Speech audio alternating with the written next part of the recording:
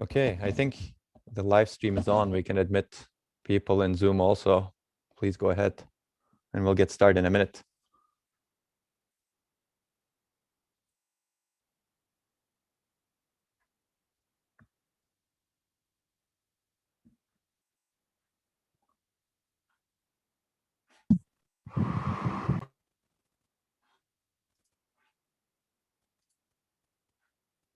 Okay, I think we can get started.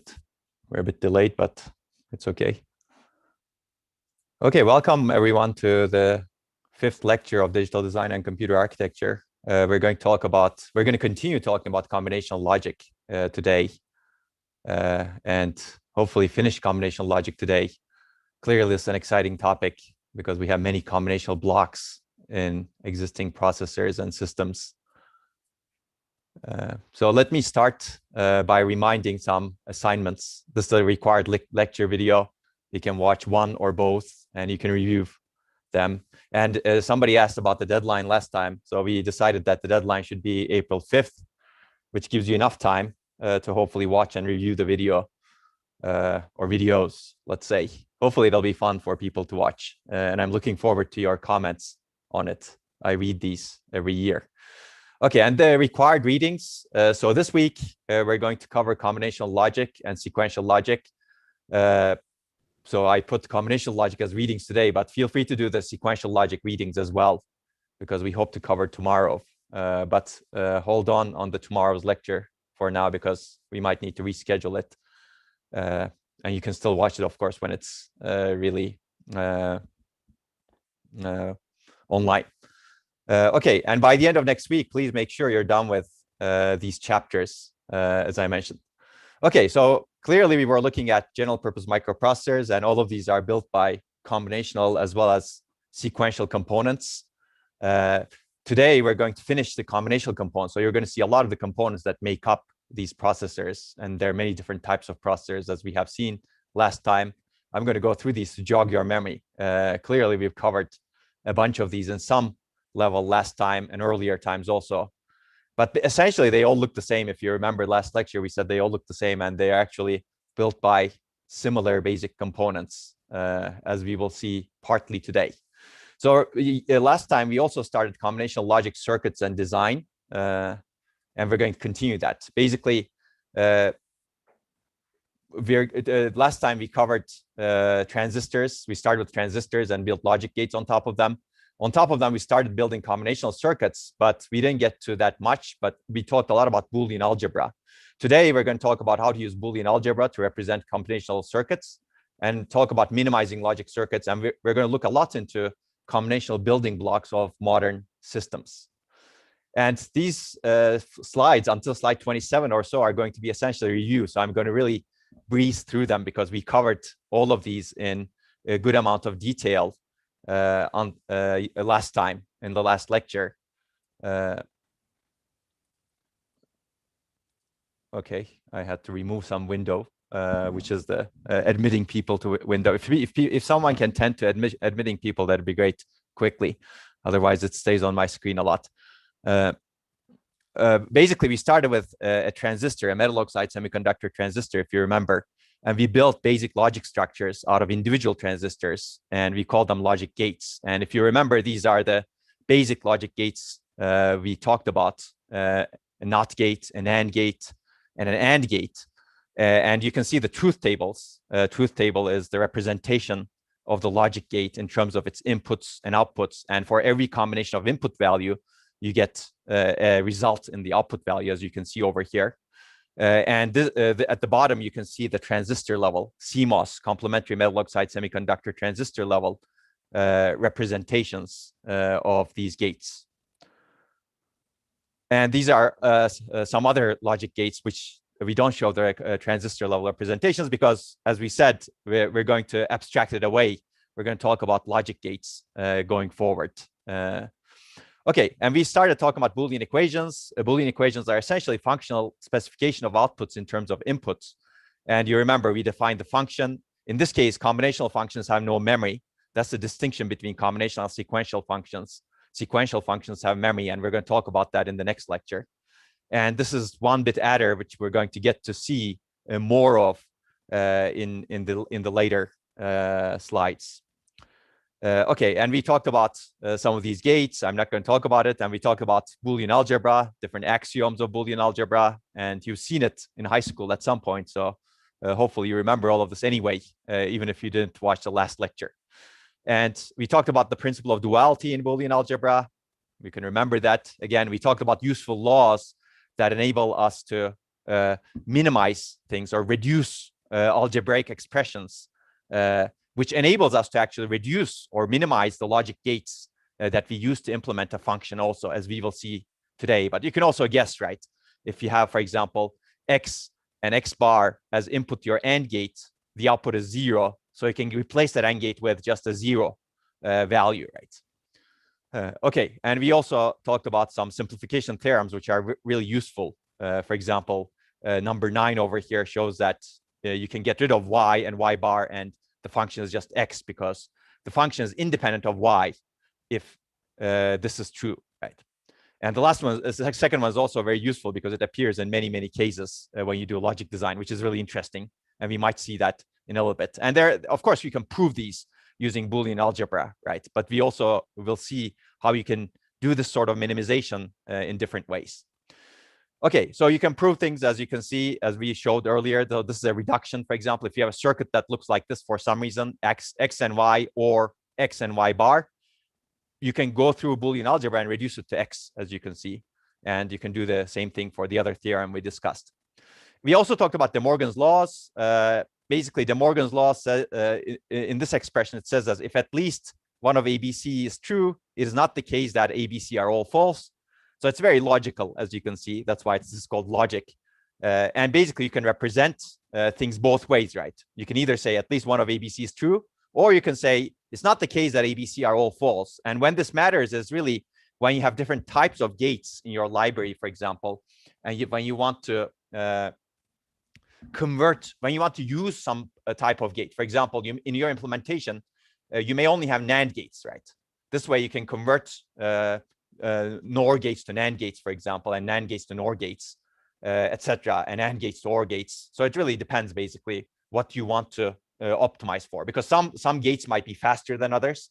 We discussed, for example, NOR gates could be quite fast.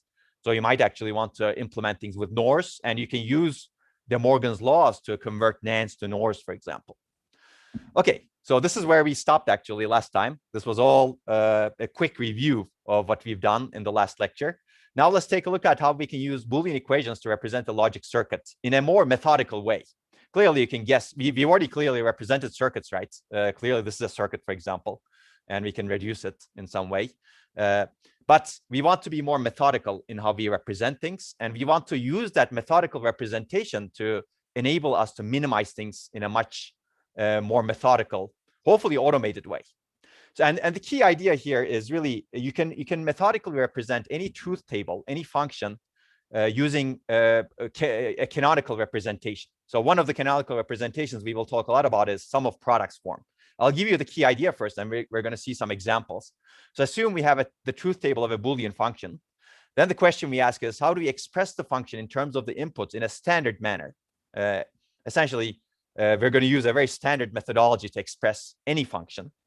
And the idea of sum of products form is to express the truth table as a two-level Boolean expression, where the expression contains all input variable combinations that result in a one output or true output. One is equivalent to true also in logic.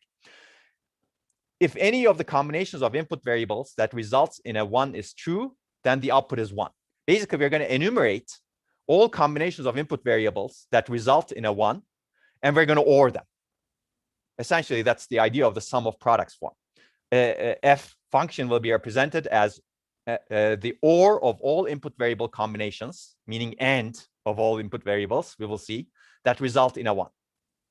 Okay, so let me go into a little bit more formalism over here, because if you formalize this, then you can actually build tools that can automatically do this, and then automatically use Boolean algebra laws or some other simplification heuristics so that they can simplify this canonical form in a formal way. And this is really the basis of the computer-aided design tools that we use today. These are also called logic synthesis tools. You can basically input truth tables, functions, or even Boolean equations to them.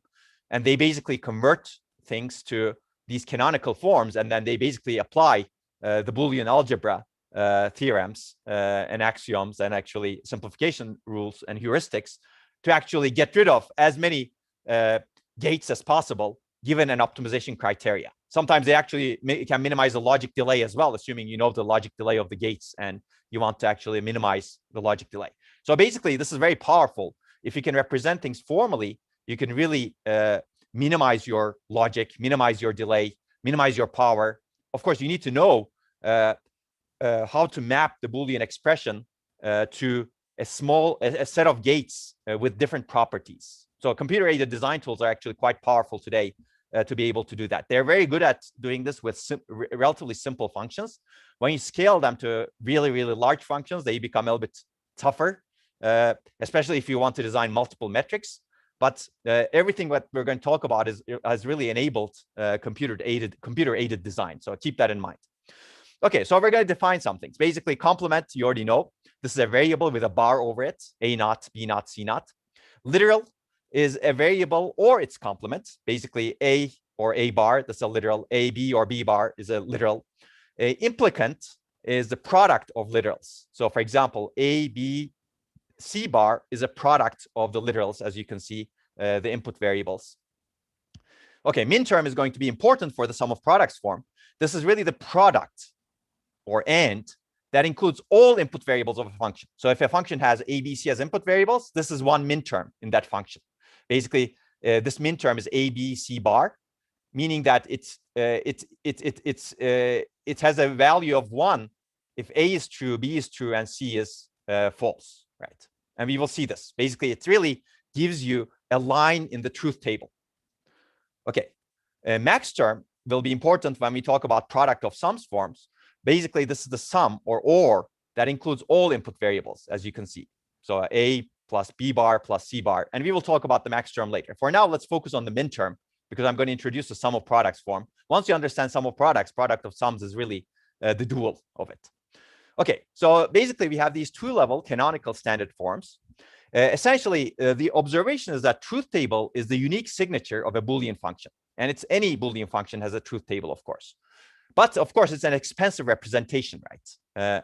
A Boolean function can have many alternative Boolean expressions. In other words, many alternative Boolean expressions and gate realizations may have the same truth table and function as a result. So these mean the same thing. Basically, this means that essentially there may be many representations of a function. Why do we care? Clearly, I already said this, different Boolean expressions of the same function lead to different gate level realizations, right? And we care about this because different gate level realizations have a direct impact on the area, power, delay, etc., as we have already talked about, and as we will talk about even more later. So a canonical form is really it really tries to clear this mess. It basically says, I have one standard form for a Boolean expression, and that's it. And I'm going to start with that, and I'm going to try to optimize that. Basically, it's a unique algebraic signature given the definition of the standard. Okay, so there are two standards, sum of products and product of sums. Basically, sum of products form is also known as disjunctive normal form or minterm expansion. This minterm expansion will be very clear soon. Basically, the key idea is at the bottom over here in the slide, if you see over here. Find all the input combinations or minterms for which the output of the function is true. True means set to 1, basically. Okay? So we're going to find all of those, which are, let me try to do my, how do I do it?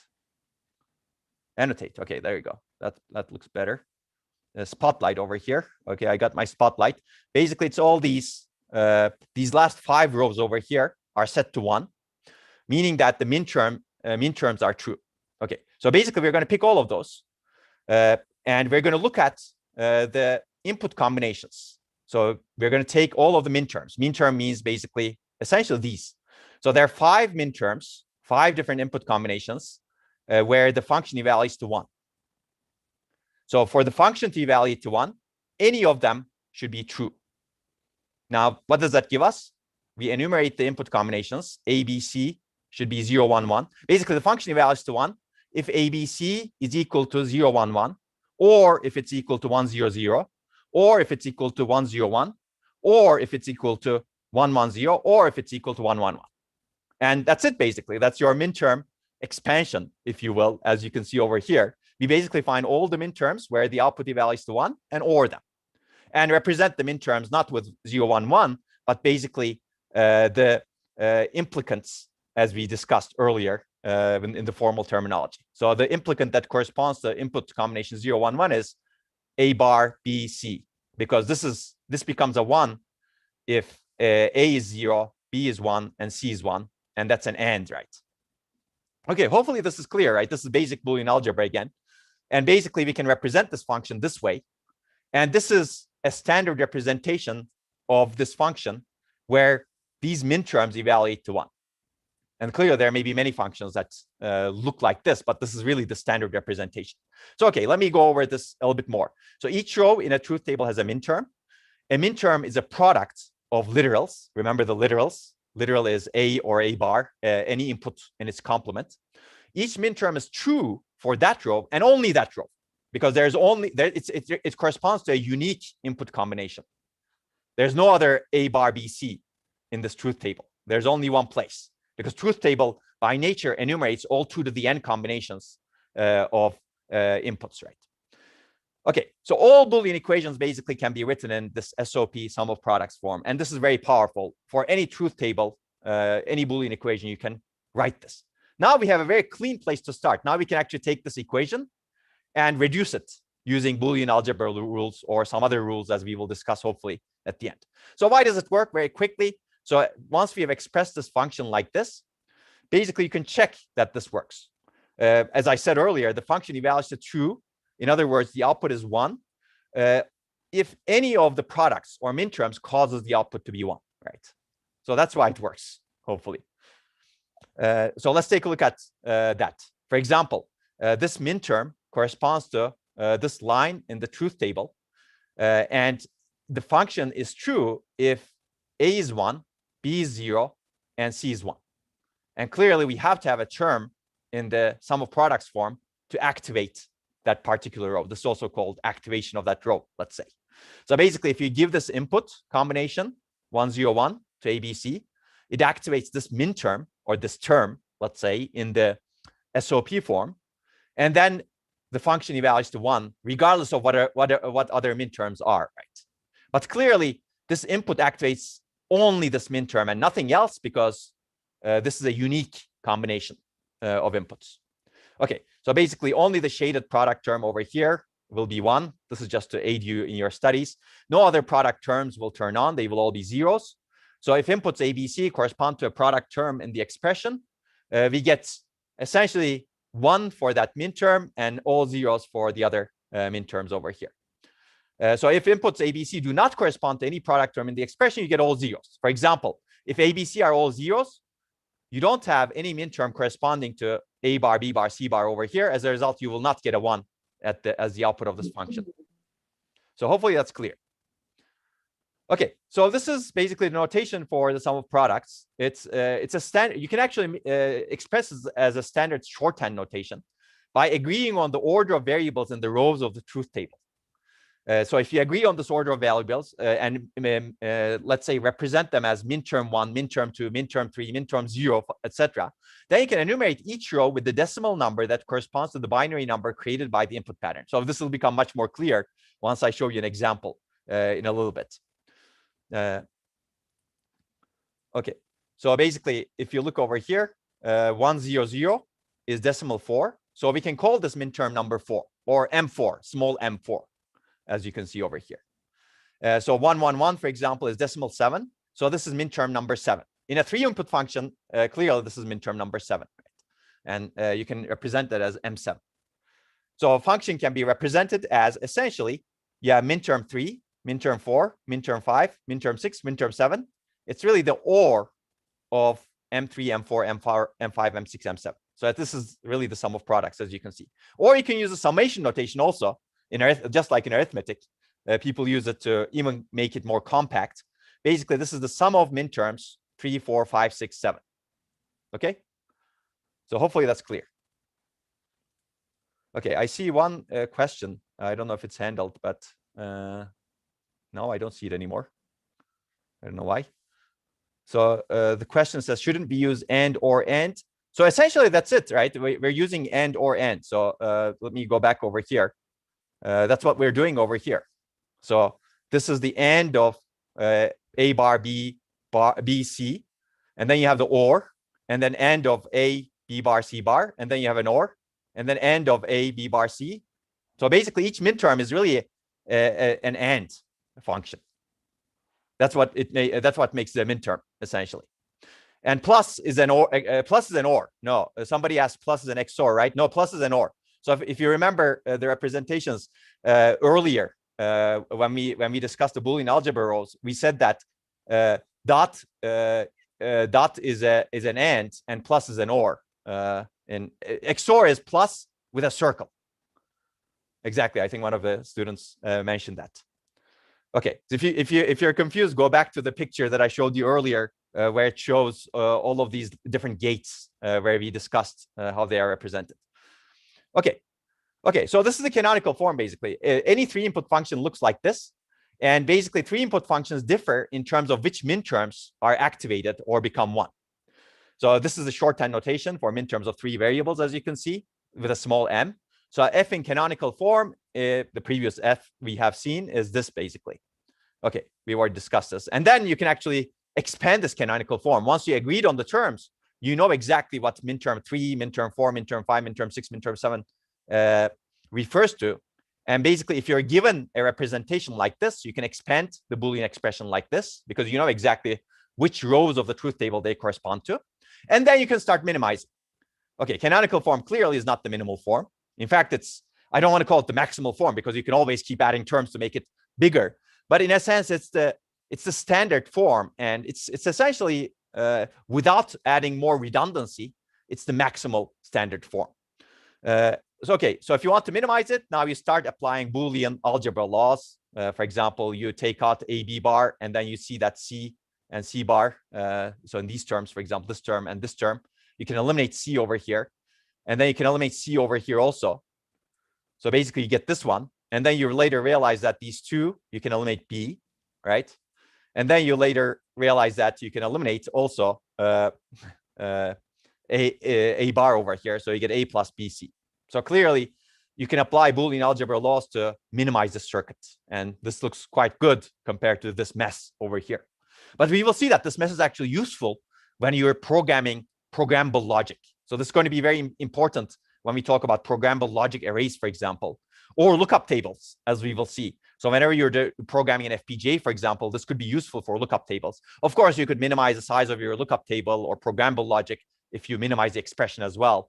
But some lookup tables and some programmable logic operate by enumerating all possible combinations of inputs. And we will see how this could be useful in those contexts. And in the end, by doing this transformation simplification, you can have a 2-level and an or gate realization of this function. Of course, you can convert this A plus BC to a NAND gate realization or a NOR gate realization using the other combinations in Boolean algebra that we have discussed. But I'm not going to go through that right now. In your homework, you may actually find something like that. So basically, from logic to gate, sum of products form leads to 2-level logic, as we've discussed. Basically, the first level is ANDs of input variables and their complements, literals, basically ANDs of literals, as you can see. To get the minterms, you need ANDs. And to get the sum of products form, you need OR gates. So it looks like this, basically. So basically, this is the first level. These are the AND gates that produce the minterms. And this is the OR gate that ORs the minterms that lead to a 1 in the output. Okay, so hopefully that's clear. This is fun and hopefully easy. Now, let me finish up the sum of products form with some observations. Basically, any 1-bit function can be represented as a sum of products. If a function outputs 2 bits, you basically have 2 different outputs that you represent as 2 different sum of products, right? But basically, we're looking at 1-bit output functions here. And a product is a Boolean AND that includes all input variables of the function. And we call this a minterm. The 1-bit output of the function can be represented as sum or OR of all minterms that lead to a 1 in the output. Logically, I like thinking of things logically, since this is all logic, right? The function evaluates to true. In other words, its output is 1 if any of the products or minterms causes the output to be 1. And sum of products form represents the function as a sum or of all products, minterms, that cause the output to be 1. So I basically explained what we have gone through in detail in one slide over here. Now let's take a look at the alternative canonical form over here, which is the product of sums form, which will hopefully be very clear, since I think of sum of products as an easy way of understanding, but product of sums is really the dual, or De Morgan of SOP of F pars, essentially. So basically, product of sums looks like this. Now, instead of focusing on the min terms, which are 1s, we're going to focus on the max terms, 0s. Okay. And clearly, if you look at this function, this can be represented as by looking at the outputs that lead to 0s. And this function is evaluated as a 0 if, basically, let me put it over here. The function evaluates to false, or its output is 0 if at least one of the sums or max terms causes the output to be 0. Hopefully this makes sense, right? When is the function 0? If you have this input combination to evaluate to 0. If any of these input combinations actually evaluate to 0, you get a 0. So basically, these are called products. And if any of the products, these are called sums, sorry. If any of the sums evaluates to 0, you get an output 0. That's why we have a product of sums over here.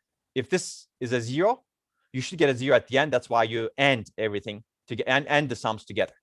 Okay, so let's go through this in a little bit more detail. Each sum term represents one of the zeros of the function, as you can see. And you basically AND them together for those zeros. And this is called a max term, basically. So the function evaluates to 0 if this input combination is 0, or this input combination is 0, or this input combination is 0, clearly, right? Okay, and this is how we represent it, basically. So, for example, if A is 0 and B is 1 and C is 0, the output is 0, and the output of the function is also 0. And then you can verify also that that's true for these max terms as well. Okay, I've already said this basically. This input activates this term, and you get a 0 on the output. As a result, the function evaluates to 0. So for the given input, only the shaded sum term will equal 0, similar to what we have seen in the product of sums. But in this case, anything ended with 0 is 0. As a result, output F will be 0. So that's why you have the De Morgan of sum of products of F prime over here. Okay, so let's take a look at one example over here. So this is the realization. This is the realization of the function in Boolean expression. If you get an input 0, 1, 0, what happens is each of these evaluates the different values over here. And you can see that the function is 1 over here, 1 over here, and 0 over here, and you get a 0 at the output over here. So again, I rushed through this, but hopefully it's clear after you've seen the sum of products. Basically, only one of the products will be 0, and anything ended with 0 is in the end 0, as you can see over here. The others will be 1, as you can see over here. Okay. Okay, I already said this. So how do you write the product of sums? This is a little bit more involved. Basically, you find all of the outputs that lead to a 0. Find the truth table rows where F or output is 0. And basically, you have a 0 in the input column. That's a true literal. And if you have a 1 in the input column, that's a complemented literal. So this is where things get a bit tricky. Basically, if you have a 0 here, you write the true one and then do the OR, right? If you get a 1 over here, you get the complemented B, as you can see over here, and then you do the OR with others. And you OR the literals to get a max term, and then you AND together all the max terms which by definition lead to a 0. Okay, I think I've already shown this, so I'm not going to go through this in detail. Okay, or you can just remember that product of sums of F is really the same as the De Morgan of the sum of products of F prime, now that you know the Boolean algebra. So what does that mean? Basically, that means that, so this is sum of products form is this part, right? So what you're really doing is f prime. F prime is the complement of this function. And if you take the De Morgan of it, what you get is the this function also. Okay, if you didn't understand it, think about the Boolean algebra. You will understand it. But essentially, everything works out. And you can go through this on your own. Okay, this is also called conjective normal form or max term expansion. Now you can do the same thing, basically. You can basically agree on the naming of the max terms. For example, this max term is M0, this max term is M1, this max term is M2, corresponding to input combinations 0, 0, 0, 0, 0, 1, 0, 1, 0. And then basically write the function as a combination or product of the max terms. Right? So this function that we saw earlier is a product of max terms 0, 1, and 2. That was the previous function. That's it, basically. Now you actually, if you see the sign, you can clearly form the truth table of that function because we already agreed on a notation, right? And again, note that you form the max terms around the zeros of the function. Okay, and this is very important. This is not the complement of the function. This is the function itself. Right? Function itself evaluates to 0 for the max terms, basically. If you want to take the complement of the function, basically you need to complement f over here. So it'll be 1, 1, 1 over here, and then zeros over here. Okay, so we'll talk about some useful conversions based on what I just said, actually.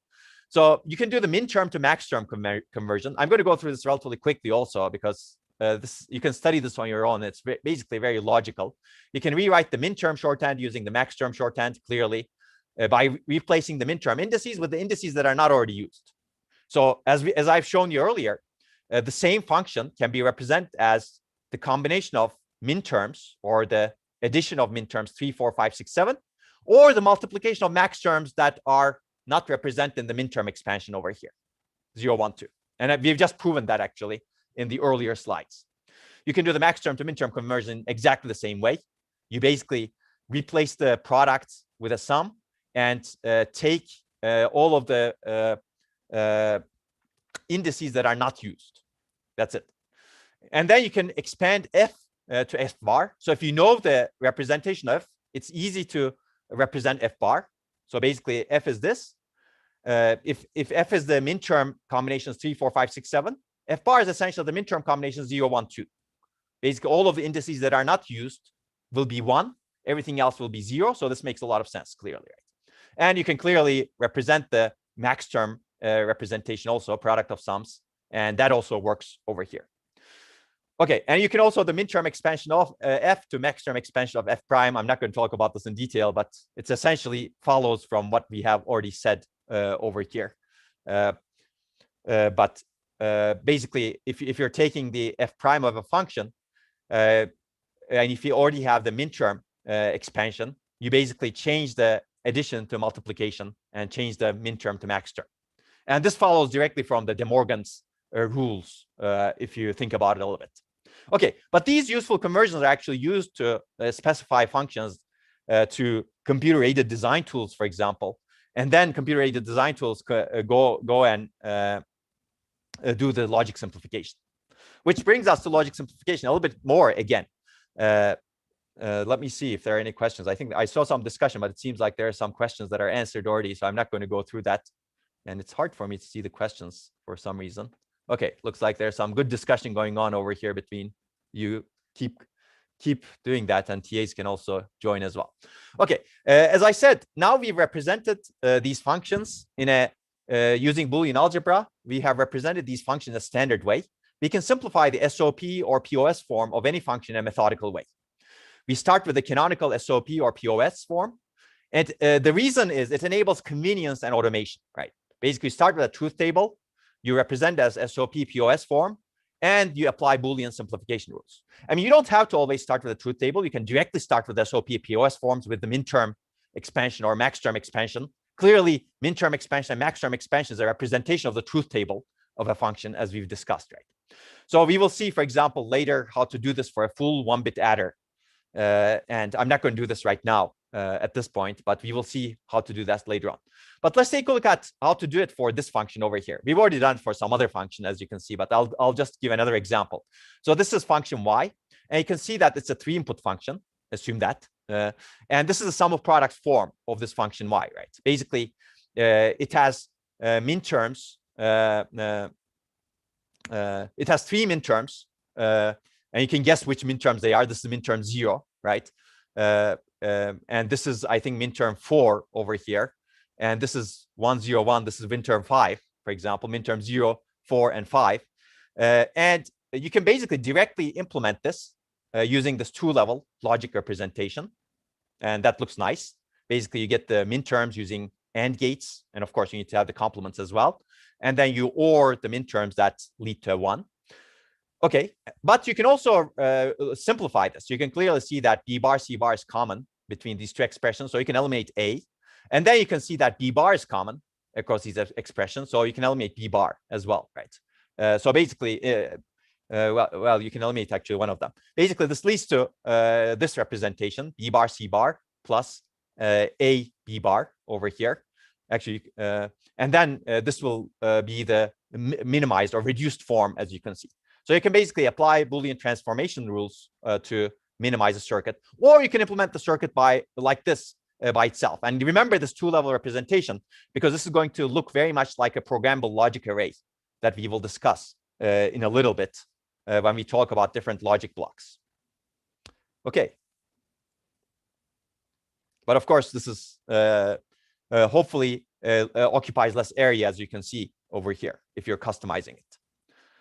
Okay, there's something let's see. So basically, now that we have covered the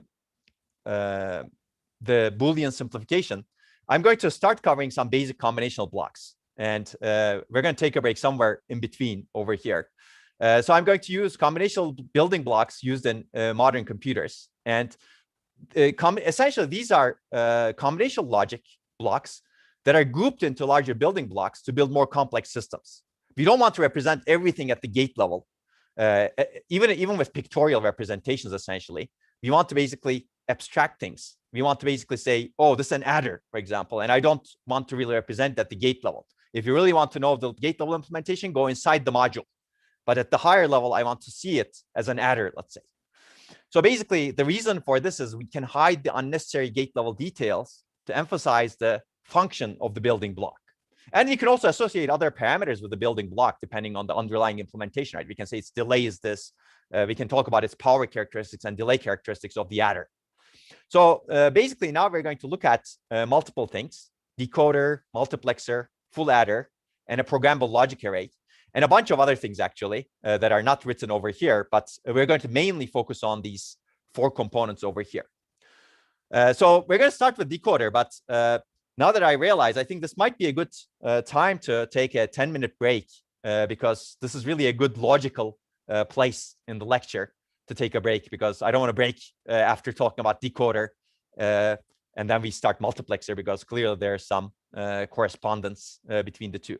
So, okay, let's take a break for 10 minutes. We'll be back at essentially 15 at the hour. And then we will continue with decoder and these combinational logic blocks. And feel free to ask questions here so that TAs or maybe I can respond after we come back from the break.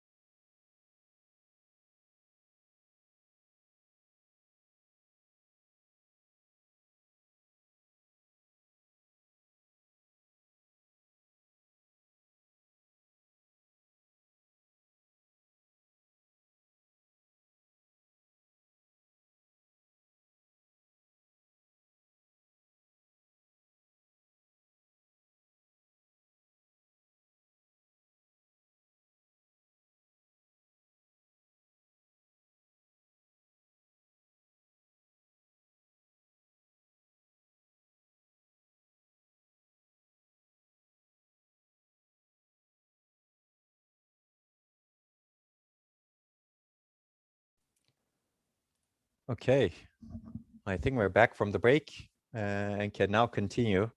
I see an interesting question. I'm not going to fully answer the question. Basically, given a Boolean expression, can you prove the minimality or non-minimality of the circuit?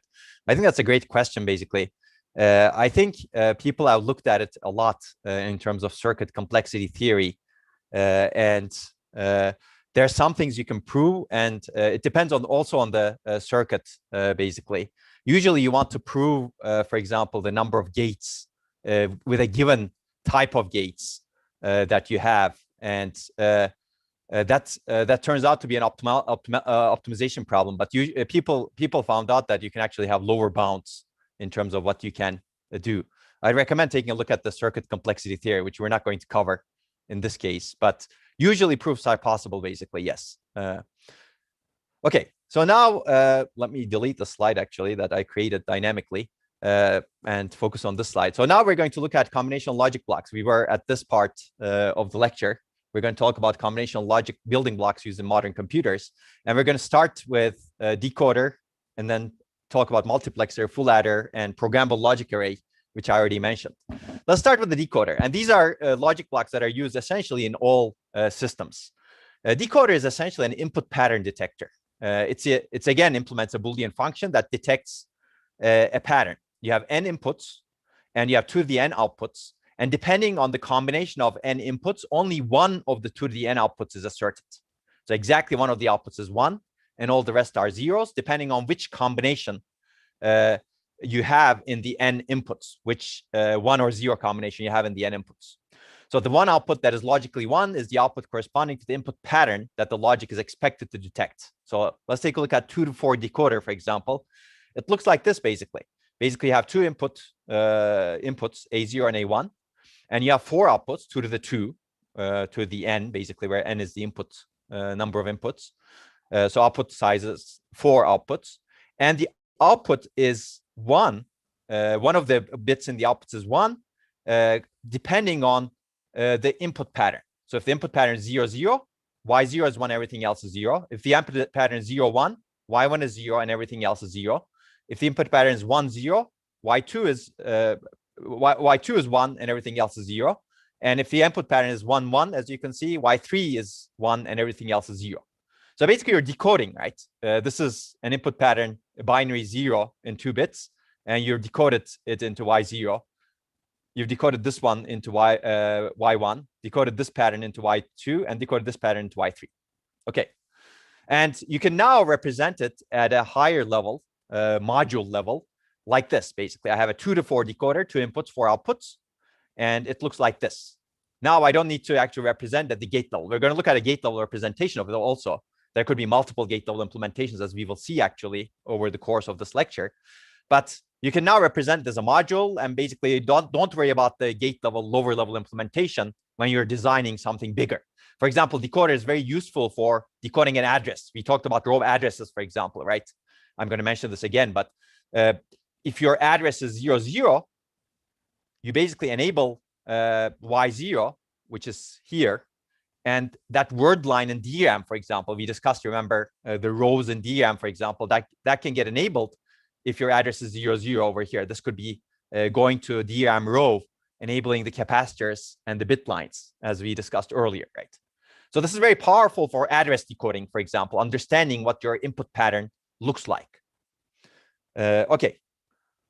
So I've already said this. Let's take a look at a gate level realization of this 2 to 4 decoder. So basically, it looks like this, right? So you can see that there are 4 outputs, 4 different outputs. And this output is 1, evaluates to 1 if A and B are both zeros. This output evaluates to 1 if A is 0 and B is 1.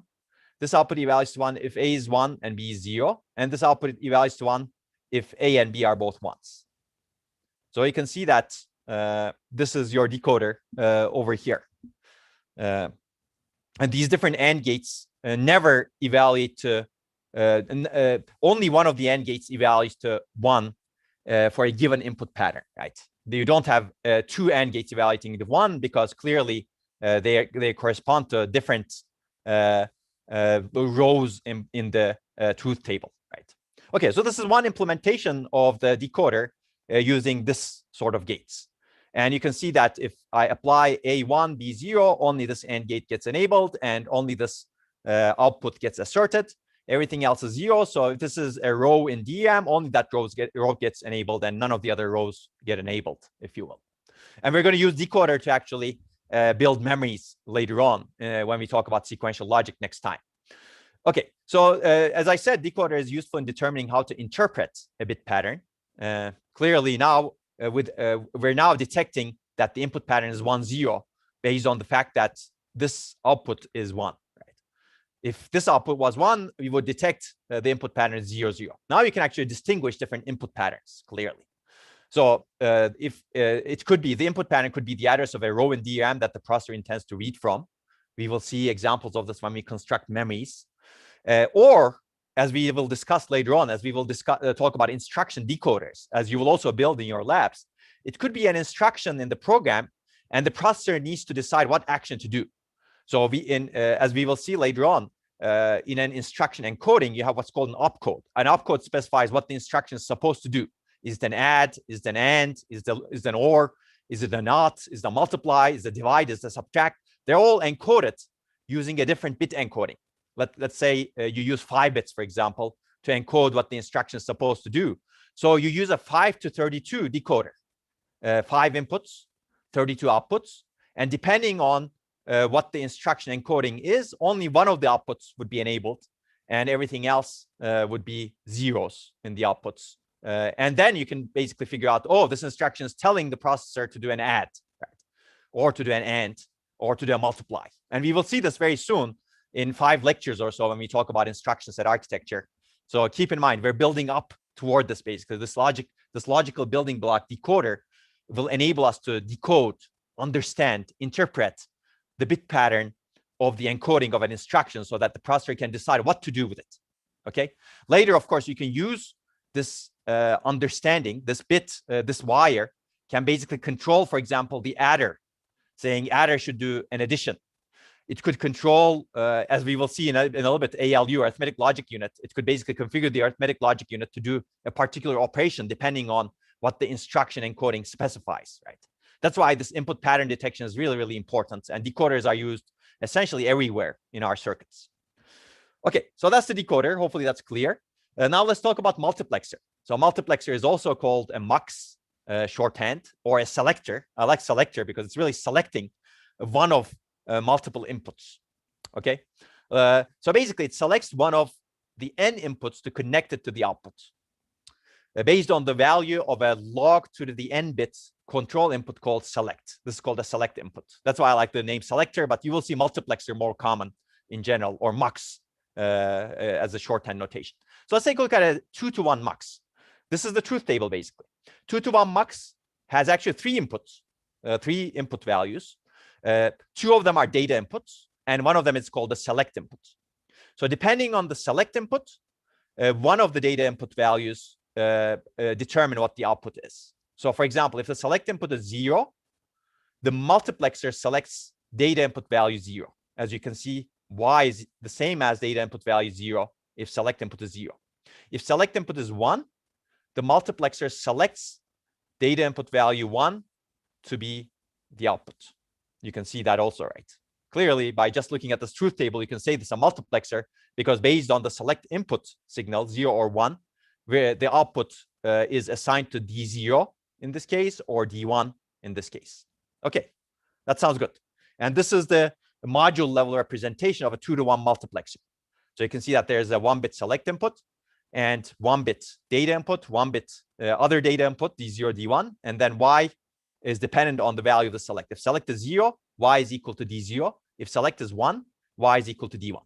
Now, clearly, you can make these multiple bits also. Select input can select between 2 different inputs, but this data value can be 16 bits, for example, right? You may pass 16 bits depending on the select input. If select input is 0, you select these 16 bits to be the output 16 bits.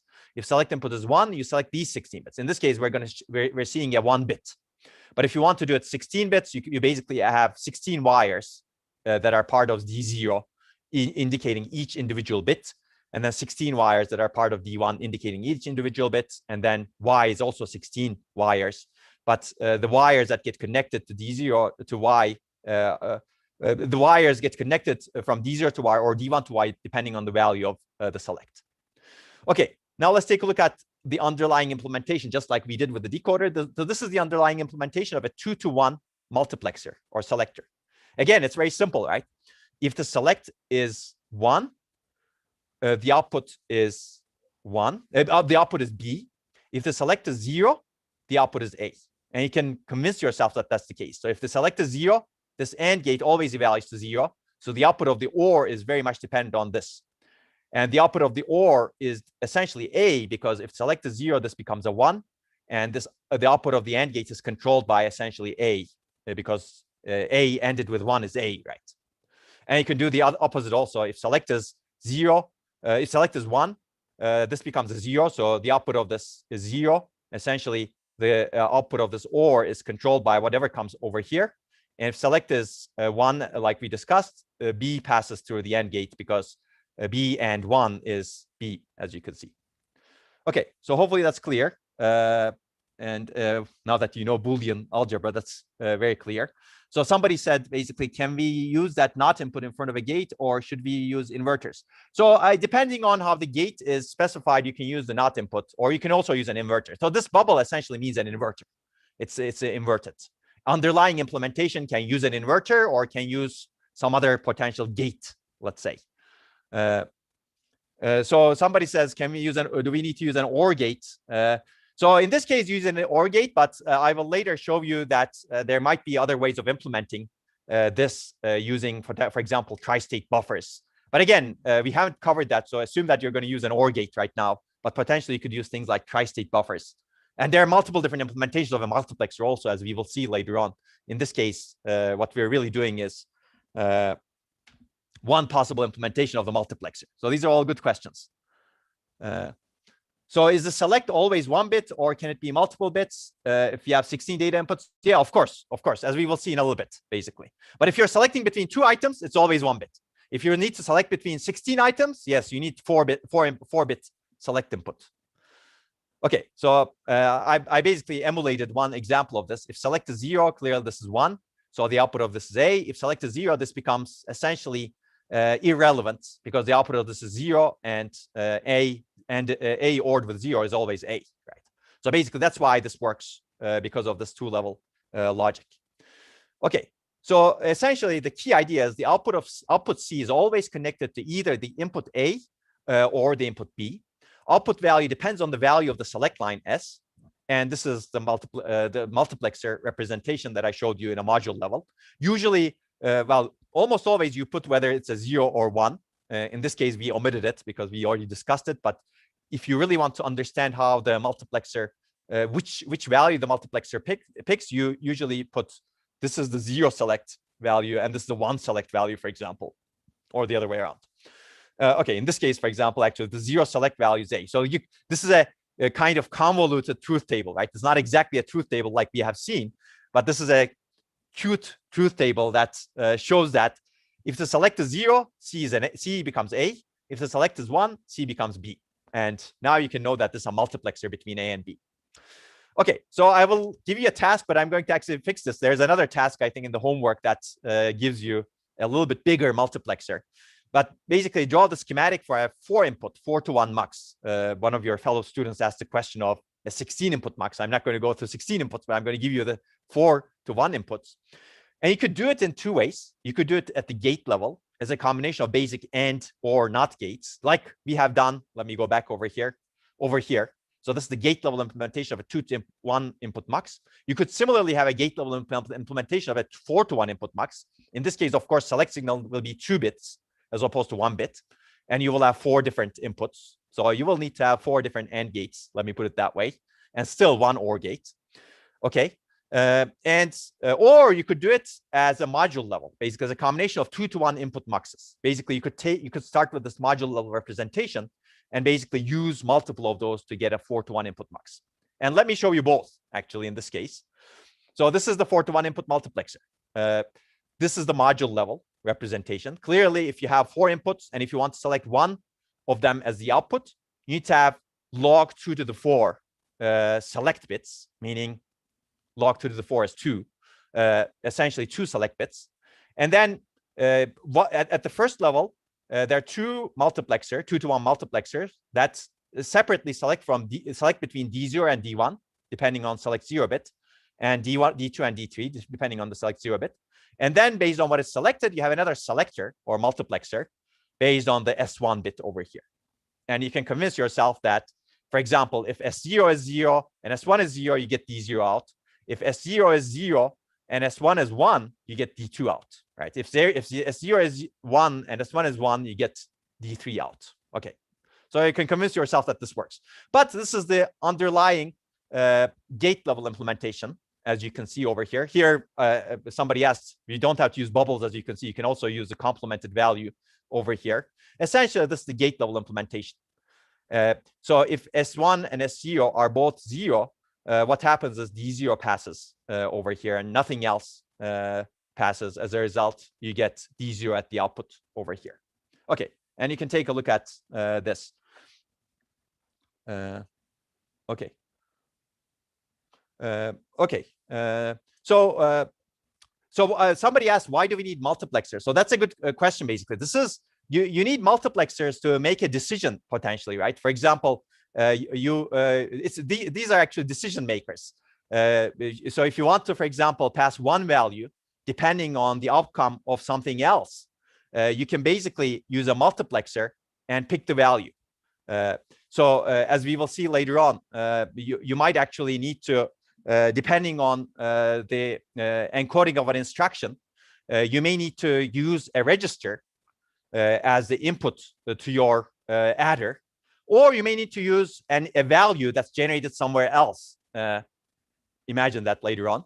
And then you want to select between those. So depending on the encoding in your instruction, you basically pick the register value or something else that comes from somewhere else. Okay, so that enables a multiplexer. Or remember when we talked about the row buffer, right, in DRAM, we said that row buffer has many, many entries. Let's assume that row buffer is 8 kilobytes, and you want to pick, let's say, 1 byte out of it. So you basically need to have a multiplexer that takes 8,000 of these bytes and picks one of those bytes. And essentially, that's a multiplexer. Because you need to really select what you're reading. And we will see this also in when we build memories. You build one piece of the memory from a row, and then you select which part do you really want. So basically, it's you can use it for decision making, or you can use it for selecting the data value that you really need, etc. We will see many, many use cases as we go through this course. But that's a very good question, actually. And maybe in the next incarnation of the course, I'm going to give you an example of this at this point in time. Okay, so let's talk about full adder over here. Clearly, adders are useful, and we're going to see how an adder is implemented. So we're going to talk about binary addition. So hopefully you've already learned this when you talk about it. It's very similar to decimal addition. You go from right to left, except each of the values is 1 bit. So A0 is 1 bit, B0 is 1 bit. So basically, this is an m-bit number, and each AI value represents 1 bit of the m-bit number. And this is the least significant bit, as you can see. 0 is the least significant bit, and we're adding 2 m-bit numbers. And we do addition 1 column at a time. And each column, you basically add A0, B0. You get a sum, and you also get a carry out, basically, just like you get a carry out in decimal addition, right? In binary addition, you also get a carry out. And then that carry out becomes the input for the next bit's addition. So in the next bit, you basically add A1, B1, and C1. You get a sum, and you get a carry out C2, and ... in the end. And then basically you keep generating the carry, which will be the input to the next bit, next most significant bit, let's say. So 1-bit addition is really what you do within 1 column over here. We can represent the truth table of binary addition of 1 column of bits with 2 m-bit operands. So this is it, basically. Each of these is 1 bits. AI and BI is 1 bit. Carry I is also 1 bit. So you have a 3-input function in binary addition and 2 output functions. Sum is 1 output, and carry I plus 1 is another output. And I'm not going to go through the construction of this. Basically, you can construct each of these, right? For example, let's pick one, for example, over here. Let's do this one. if AI is 0, BI is 1, and carry I, input carry, is 1, the sum is 0, because 1 plus 1 is 2. In binary system, that corresponds to 0, but you generate a carry that goes into the next bit. So this is basically how you generate one line over here. And then the next addition of the next column takes that carry in. So basically, binary addition is really n 1-bit addition. So if you're doing a 32-bit addition of two numbers that are of 32-bit wide, you're doing 32 1-bit additions. And this is the sum of products. You can now generate the truth table for 1-bit addition like this. And you can actually show the sum of products form. So this is the sum of products form, basically. I basically directly realized the gate level realization from the sum of products form. And if you remember the sum of products form, let's take a look at SI. This is sum I.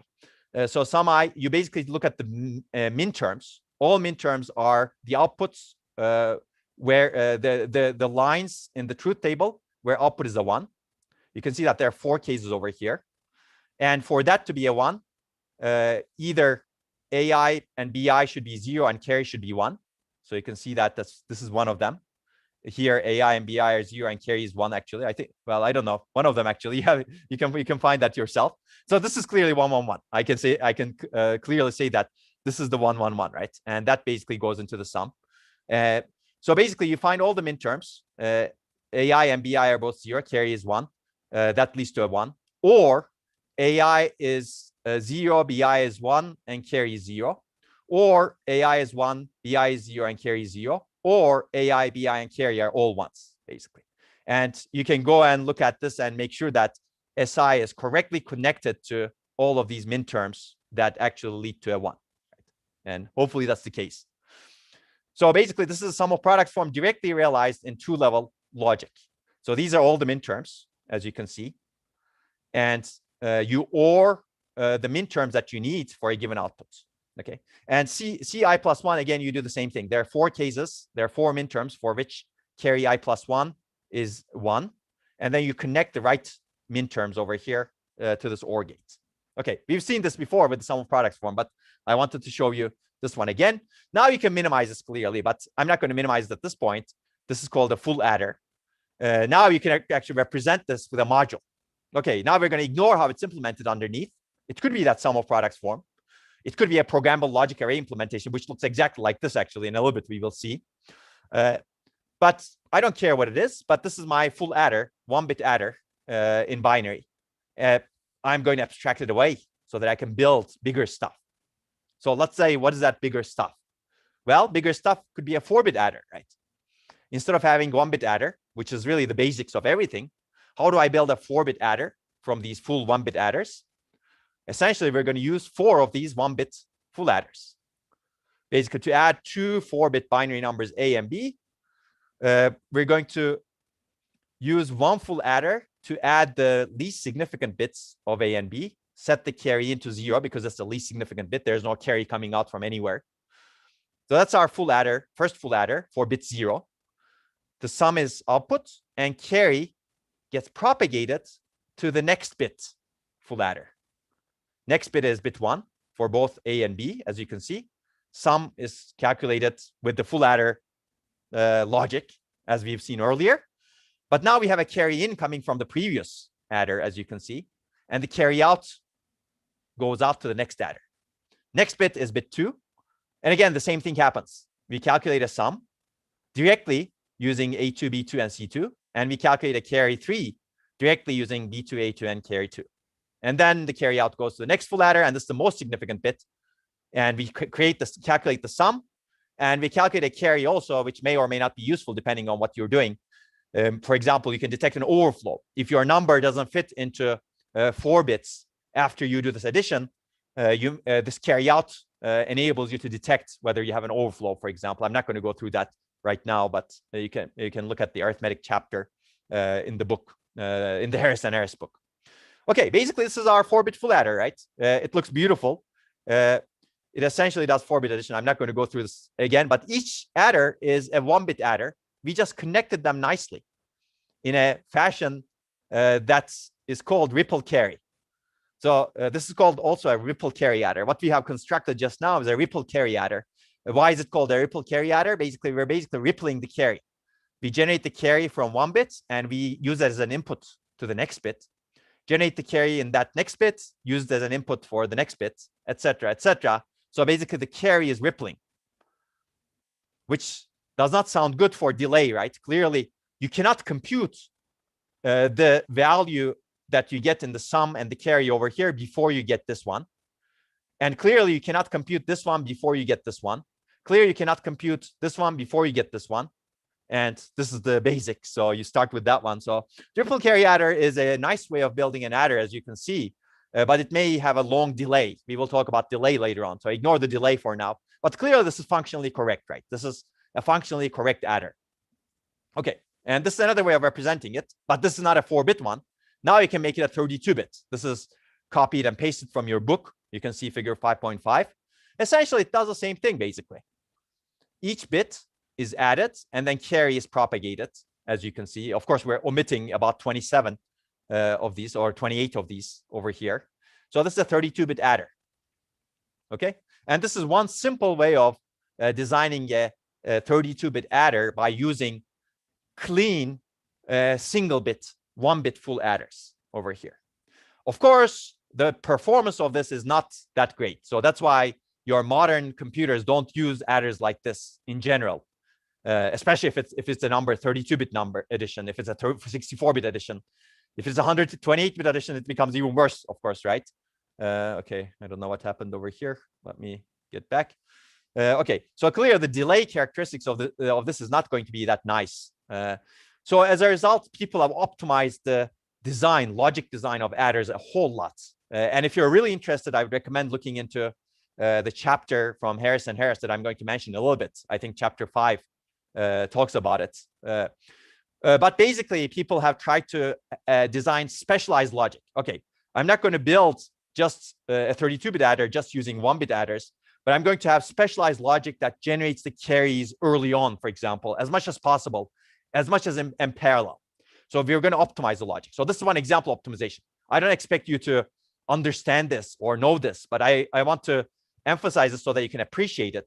So basically, we don't want this carry to be generated slowly. Oh, carry 0, carry 1, carry 2, carry 3, carry 4, carry 5, ... It takes a long time. We want to basically look ahead, meaning we want to look at a lot of inputs at the same time in some way, in some smart way, and basically generate the carry out of a 4-bit block very quickly using a specialized logic. This is called a carry look-ahead adder. And again, you don't need to understand exactly how it works. The key point to understand is this is a specialized carry generation logic so that the carry is generated very quickly out of that 4-bit block, as opposed to you wait 1 bit, the 2nd bit, the 3rd bit, 4th bit. No, we want to have a specialized logic to generate this carry very quickly. And a lot of modern systems actually use this sort of adders where carry is generated with a larger block so that the next block in the addition can do the computation in a pipelined or in parallel manner with the previous block. So this is an example of specialization in the very lowest level of the combinational logic. And I wanted to point this out because today is a time for heterogeneity, right? We basically saw that modern building blocks of processors have really heterogeneous components: CPUs, GPUs, machine learning accelerators, video accelerators, vision accelerators, audio accelerators, etc. Well, this is an accelerator at a combinational level that really accelerates your carry generation in your addition because you want to make your addition fast, essentially. So that's the idea over here. Again, you don't need to understand exactly how it works. There's actually some beautiful logic theory that enables this so that this carry gets generated much more quickly. But you can take a look at Harris and Harris chapter 5, that's where this picture has come from, actually.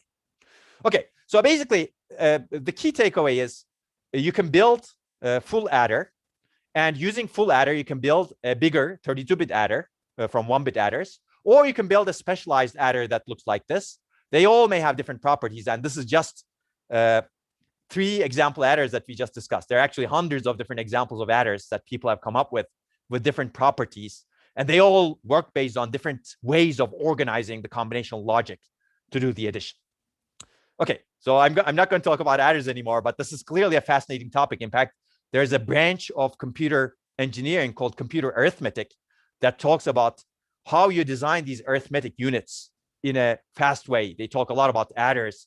They talk a lot about multipliers, dividers, square root takers, for example, but we're not going to talk about a lot of those. I will refer you to your book for primitive versions of those for now. Okay, let me switch gears a little bit and talk about programmable logic array. I alluded to it earlier, but this is actually a powerful way of expressing, essentially, this is a programmable circuit that enables you to design essentially any function. So this is an example of a programmable logic array, actually. We didn't talk about that, but the sum of products form leads to two-level logic.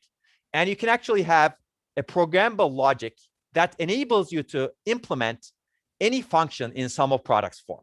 You can also implement things in a simplified manner, but you can implement things in a sum of products form. So basically, a PLA enables a two-level sum of product implementation of any n input, m output function. So for this to work, the PLA needs to enable n inputs over here. And for n inputs, you need to have 2 to the n minterms. So PLA actually has logic to enable 2 to the n minterms. And then PLA enables you to program which minterm gets connected to an OR gate over here to get one bit output. And then you can have another 1-bit output over here, which again, PLA enables you to program which minterms get connected to that output. You can have another 1-bit output over here, and PLA enables you to program which minterms get connected to that OR gate, let's say. And if you have m outputs over here, you have m OR gates over here, and that PLA enables you to program essentially for every single output which minterms get connected to that OR gate that decides the output. That's the idea, basically. The idea is very simple in the end. I'm not going to show you the connections over here, as you can see over here. So somebody asked, is it programmed via selector? We're not going to go and talk about the details exactly, but it could be programmed via selector. Absolutely, yes. Muxes are one way of programming it. But again, that's one way. There are other ways, as we will see. Tri-state buffers could be another way. Fuses could be another way, actually, if you want to do it. If you can actually enable it. If you can have a programmable fuse, for example. I'm not going to go through the implementation of it, but yes, so very good. Selector is one way of enabling that connection programming. So basically, as I showed you over here, we have ABC, we have XYZ. So you can implement now a 3-input, 3-output function. And connections over here, the programmable logic array enables you to connect any of the minterms to any of the OR gates that determine the output over here, using selectors or fuses or tri-state buffers or pass gates, which we're not going to talk about. So there are many ways of doing this. So basically, this is a very common building block for implementing any collection of logic functions one wishes to. It's an array of AND gates, as you can see. And the output of that array is all of the possible minterms, followed by an array of OR gates. And the array of OR gates can be connected to any possible connection, combination of the minterms over here with the possible connections, as we will see in a little bit. How do we determine the number of AND gates? Once I've already given you that, basically. Remember the SOP, that's the number of possible minterms. If you have an n input function, you need to have 2 to the n AND gates. I already said this, basically, because you have 2 to the n rows in your truth table, 2 to the n input combinations, clearly.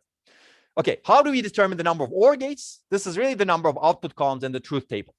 Basically, your programmable logic array needs to have at least that many OR gates.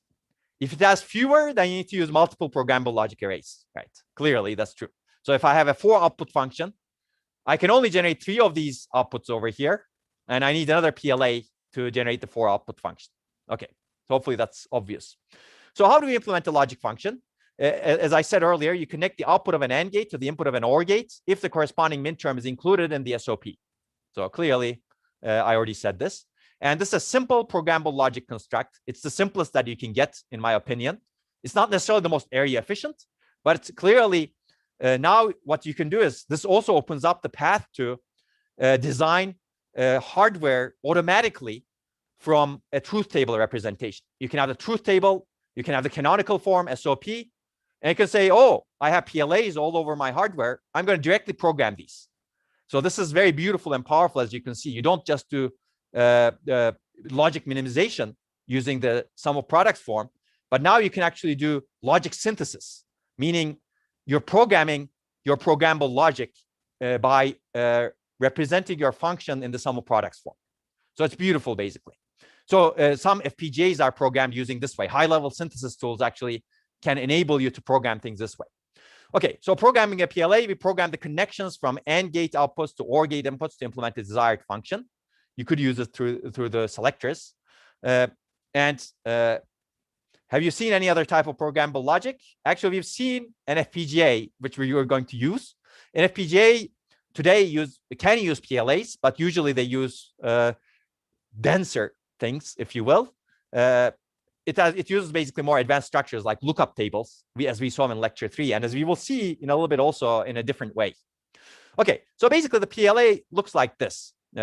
And you can read H&H chapter 561 over here, as you can see. You have the inputs, M inputs, and you have the AND array. AND array gives you all the implicants, which is really the minterms. And then you have the OR array over here. And then implicants get connected to the right places in the ORs so that you can actually generate the outputs using the SOP form.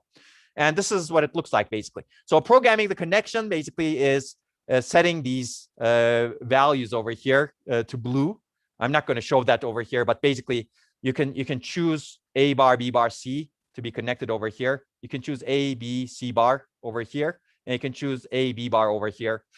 Again, I'm not going to go through the details of it, but you can use selectors over here. You can use pass gates. You can use tri-state buffers, which we will see in a little bit. But keep in mind right now that at a high level, programming means connecting the things to the AND gate and OR gate. So, okay, let's pick one of them over here. So assume that we want A bar, B bar, C bar, or A, B, C bar as output of X. What do? In this part, we basically connect A bar, put a dot over here, this A bar, put a dot for B bar, put a dot for C. And if you put the dots, you basically connect all of these to an AND gate over here. And then you do the same thing for A, B, and C bar. You put the dots over here in this row. They get connected to an AND. Now you want to OR those two ANDs, meaning you put a dot over here and you put a dot over here. Now both of them get ORed, and X is determined that way. Clearly, you can minimize the logic by omitting some variables as is done over here. If Y is equal to A, B bar, for example, you can just choose A and then B bar, and then they get input to an AND, and then the result goes to Y. Of course, your PLA needs to be able to enable that sort of configurability. That's why minterms are easier, clearly, right? Because minterms are all the inputs get connected to all AND gates in the end. Okay, so clearly you can optimize your PLA and make it even more sophisticated as well. I'm not going to talk about, but this is so what this looks like is in the end looks like this. But to be able to enable this, you may actually have selectors. You may actually have a lot of selectors that decide which of these get connected to this one, which of these get connected to this one, which of these get connected to this one. Okay, that may not be the best possible implementation.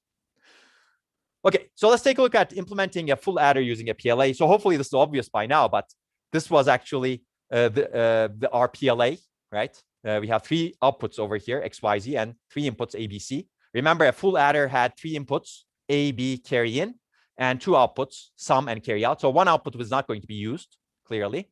And remember, this is our truth table, right? So basically, this is what we do.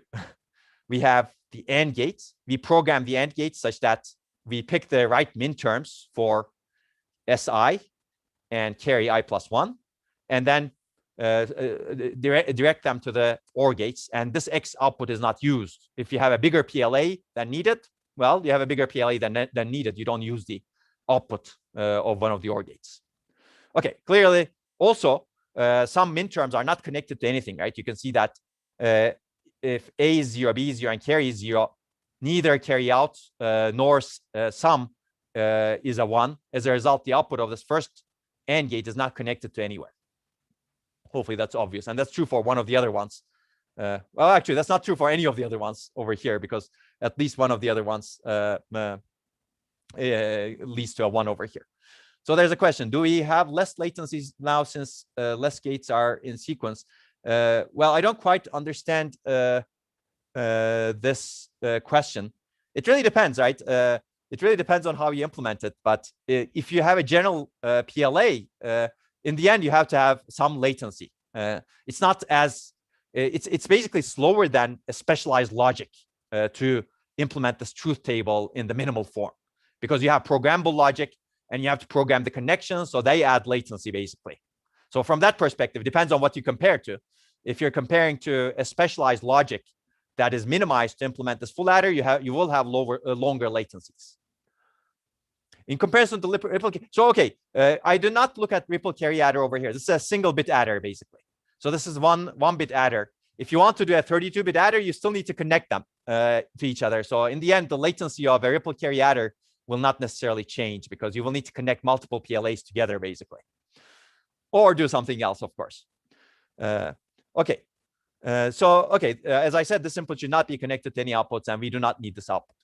Okay, let me talk about logical completeness, because PLAs are a great example of logical completeness. Basically, they show that you can implement any function using just AND or NOT gates, right?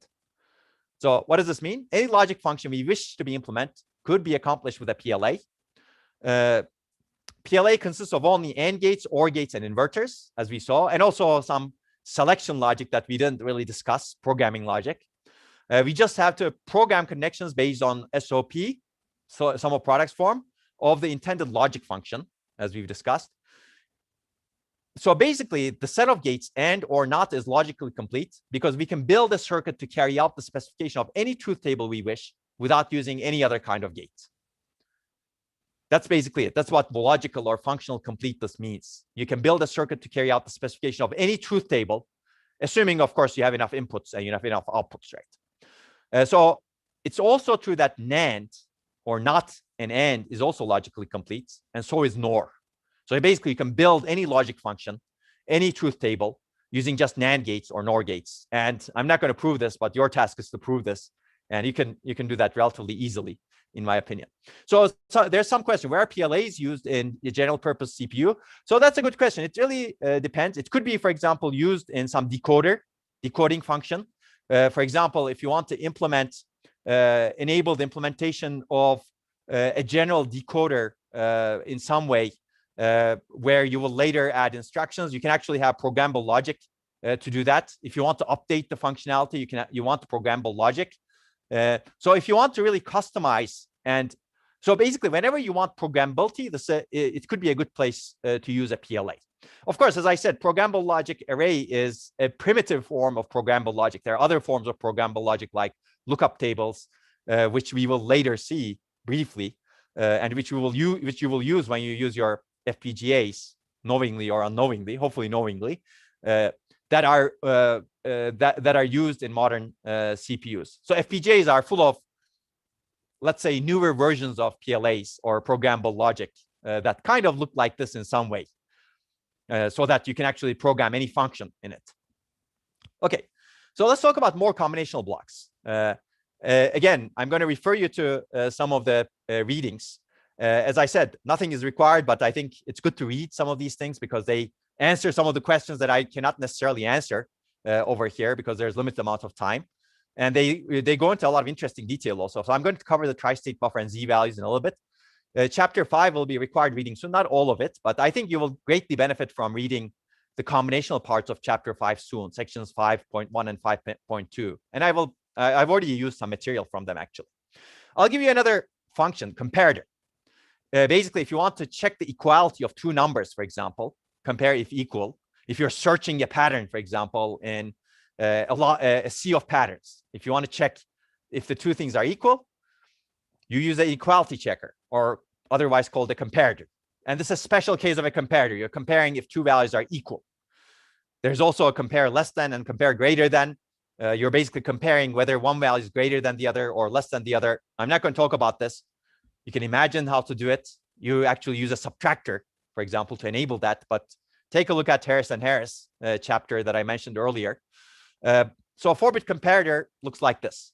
So basically module level. Actually, you can have a 1-bit comparator also that looks like essentially the same, but basically your input values are 1 bit as opposed to 4 bits. So you have 2 data inputs, and the comparator checks if they're equal, and the output is 1 if they're equal, and the output is 0 if they're not equal. Hopefully this is obvious. And this is one way of implementing it. Clearly, you could implement this by designing the SOP form, but you could also realize that comparison equality check is essentially an XNOR of each of the bits, right? So for this to be true, for the 2 values to be equal, every single bit, the corresponding bit of the 2 4-bit numbers have to be the same. What does that mean for them to be the same?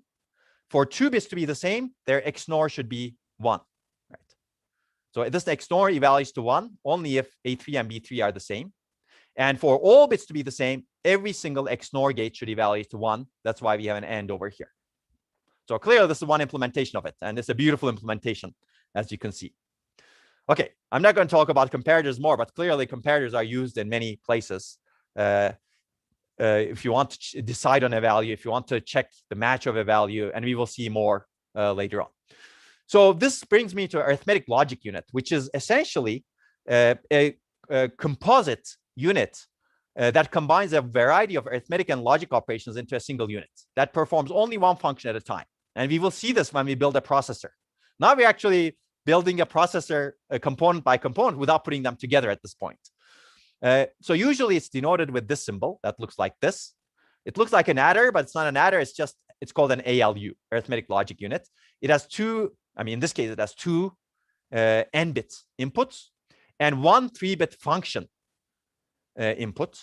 This basically determines which function the ALU is supposed to perform on the inputs, and an n-bit output that gives the output based on the function and the data values of the inputs. That's the idea. So let's take a look at an example ALU functionality. This is from your book. Basically, if the function is 0, 0, 0, you select A and B. Now you can see where a selector could be useful, like, right? Multiplexer. Essentially, you can implement a lot of function over here. And depending on what you really want to do at a given time, you select the right output. So if function is 0, 0, 0, this performs A and B, or selects A and B, the result A and B. If the function is encoded as 0, 0, 1, it could be A or B. If 0, 1, 0, it could be A. This is plus in this case. This is a real addition in this case. Unfortunately, we have overloading of terms. It's the addition of A and B.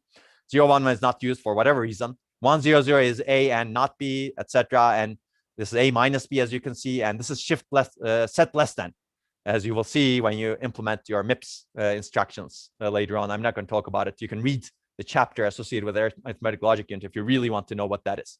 But basically, this is what the arithmetic logic unit looks like at a module level. Again, I'm not going to go through the details of it, but you can see our selector.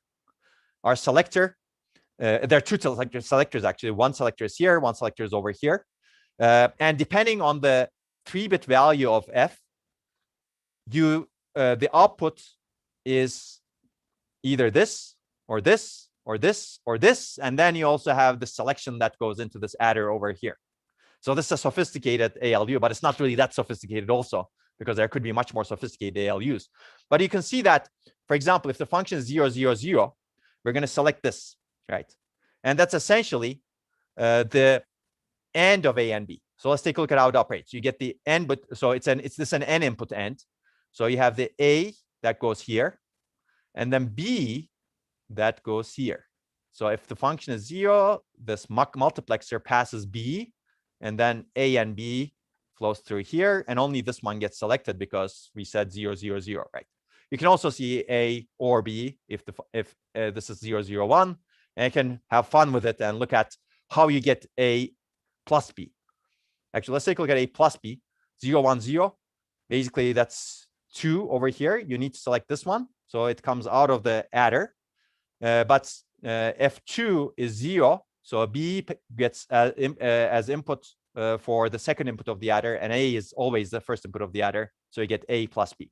Okay, you can have fun by combining these blocks. Now we are combining selector, adder, or, and, And there's a 0 extension block basically that adds zeros to the top n bits, which you don't need to think about at this point. And another multiplexer over here, as you can see. Okay, so this is one example of an arithmetic logic unit. So if you want to look at more combinational logic blocks, see H&H chapter, Harris chapter 5.2. They describe a subtractor. They describe a shifter and a rotator, multiplier, divider. Now, we're not going to really talk about multipliers and dividers as much, but it's good to know. Subtractor is always good to know. And this also introduces 2's complement representation, which is a good way of doing subtraction and representing numbers so that you can do addition and subtraction nicely. And shifters, rotators, are basically moving bits in one value to other bit locations in the output. Okay, as I said, there are more combinational blocks that I'm not going to cover right now. But let me cover tri-state buffer because it's going to be interesting. And it's going to introduce some new concepts also. Basically, a tri-state buffer enables gating of different signals onto a wire. So why is this interesting? We will see in a little bit. So this is what the truth table of tri-state buffer looks like. And it looks a little bit different from what we have seen so far. So let me take a look at the structural view first. So basically, there are 2 inputs, A and E. A is the data input, E is the enable input, and Y is the output, as you can see. So basically, it's like a buffer, but it can be enabled or disabled. Okay, what does that mean? If the buffer is enabled, Y is equal to A. Basically, the buffer simply passes the value of A to the output. Okay. But if the buffer is not enabled, meaning if it's disabled, A does not determine Y. Y is just floating. It's called Z. Basically, it's an open circuit. Okay. So now I've introduced the notion of a floating signal that is not driven by any circuit. It's called an open circuit or floating wire. If you're not going to, if you don't want A to drive any other wire, basically you select this enable to 0 so that A does not drive the output wire, and whatever it's connected to gets Z and somebody else can drive it. Okay, so hopefully this is clear. You will see more of this, more and more of this as we will discuss. So why is this interesting? Or where could this be used? This is a little bit less intuitive. That's why I have to talk about it. I think decoders, multiplexers are more intuitive because they enable you to select things or make some decisions, enable different things. But here, imagine a wire connecting the CPU and the memory. And at any time, only the CPU or the memory can place a value on the wire, but not both. Because if both of them place a value, you get garbage. You get a short circuit, which is bad. You want only one of them to place a value. So now you can implement this logical functionality by having 2 tri-state buffers. One is driven by the CPU and the other is driven by the memory, and ensure at most one is enabled at runtime by at any time by controlling the enabled signals of these tri-state buffers. Now let me show this pictorially to you. You're going to see this later on when we talk about microarchitecture and constructing a system that looks like this essentially. So you have a shared bus. It's a wire. Bus is the name of the wire essentially. It's one type of interconnect. At any given time, CPU can load a value onto the bus so that, let's say, you write to memory, or memory can load a value into the bus so that it goes to the CPU in some way. But basically, if you want to load or if you want to put a value onto the bus, you use a tri-state buffer. So if you set gate CPU to 1 and gate mem to 0, CPU drives the value on the bus. And this gets disconnected over here. You can think of this like an open transistor, right? Like we have discussed earlier. This is an open circuit. The value here does not get connected to the value here. As a result, the value here gets driven by gate CPU. Now, if you set gate mem to 1, gate CPU to 0, the opposite happens basically. The value is driven by the memory. Okay. Now you never want to set gate CPU to 1 and gate mem to 1 at the same time, because both of them now load the value, put the value on the bus, and as a result, you get garbage. But you can set gate CPU to 0, not enabled, gate mem to not enabled, so that neither of them puts something onto the shared bus, right? Okay. So from your book, this is another picture. In real systems, it's actually used this way. In fact, you actually have a tri-state buffer that goes from processor to bus and from bus to processor. So 2 tri-state buffers, as you can see over here. And video engine, Ethernet engine, memory engine, they may all use a shared bus. And again, you have 4 different enable signals over here. We're looking at the 2 bus signals over here. At any given point in time, you have to enable only one of them. Otherwise, you get garbage. And you can see that the tri-state buffers enable you to control who gets to put a value onto the shared bus. And again, you can take a look at your book for this, and we're going to use this later on when we construct the microarchitecture. It's going to come in very, very handy. So tri-state buffers are interesting because you can actually implement a multiplexer using tri-state buffers as well. As I said, multiplexer can be implemented in different ways. So this is a way of implementing the multiplexer. So basically, the select signal of the multiplexer, you're selecting between data value 0, data value 1. If the select signal is 0, if the selecting signal is 0, D0 gets connected to Y, and D1 doesn't get connected to Y because this is 0. If selecting signal is 1, this becomes disabled, and D1 gets connected to Y directly. D0 does not. So logically, Y is equal to D0 and S bar plus D1 and S. You can actually, this is really an AND gate, if you will. And you can think about that a little bit. And now you can actually use a 4-to-1 multiplexer. You can build a 4-to-1 multiplexer using 4 tri-state buffers and 4 input values, and having the enable signals controlled by the AND of the literals of S0 and S1, as you can see over here, right? So these are, if you will, the implicants or min terms, implicants, I should say, that are associated with S0 and S1. Okay, so hopefully this is also obvious. So there's a question, are tri-state buffers cheaper than gates? So that depends, basically. That depends on the implementation technology, etc. Sometimes they may be leakier and not so good, but it really depends on how you implement them. And that's really below our level of abstraction, but that's a very good question. Okay, so multiplexers can also be used as lookup tables to perform logic functions. We talked about lookup tables. So multiplexers are actually very nice, as you can see. They're not just selectors. The selection functionality can be used as a lookup table. So for example, here I have A XOR B. A XOR B looks like this. This is our function, right? So if basically, if A is 0, you select B. If A is 1, you select B bar. I think so. Yes, exactly. Because that way you actually decide the number of 1s and 0s you have. Basically, that's a multiplexer, right? Now we are expressed the XOR function as multiplexer, and that's our multiplexer. If A is 0, we select B. If A is 1, we select B bar. Cool, right? So there are many ways of implementing logic, as you can see, a logical function. And you can use multiplexer-based logic also over here, which is actually a really interesting and nice way of designing logic, if you can do it this way. Okay, this is another example. This is logic using multiplexers.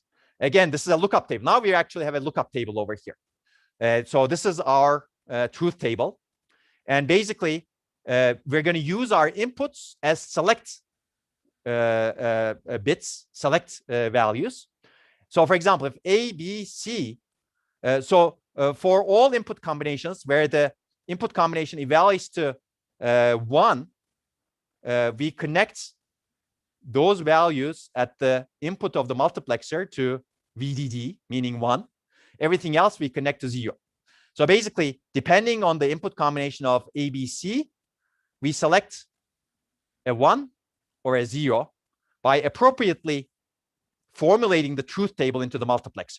So what we have done essentially is formulated the truth table as an 8-to-1 multiplexer here, right? If ABC are all 0s, that is connected to 1. If ABC are 0, 1, 1, that is connected to 1. If it's 1, 0, 0, that's connected to 1. If it's 1, 0, 1, that's connected to 1. And everything else is connected to 0s. Okay. So decoders can also be used to build logic functions. They can be combined with ORs, as you can see. So this is the function A XNOR B. So you can see that decoder outputs the min terms over here. This is 2 to 4 decoder. And then you basically pick the right min terms that go to your output. This is very similar to a PLA, actually, if you will. So a PLA is actually, I mean, not exactly, because decoder really provides you some of them, but you can appropriately pick which min terms you put to the OR over here. So I'm not going to talk about this more, but you can now see exactly how you can build logic functions with multiplexers and decoders. There are other use cases for decoders and multiplexers, as you can see.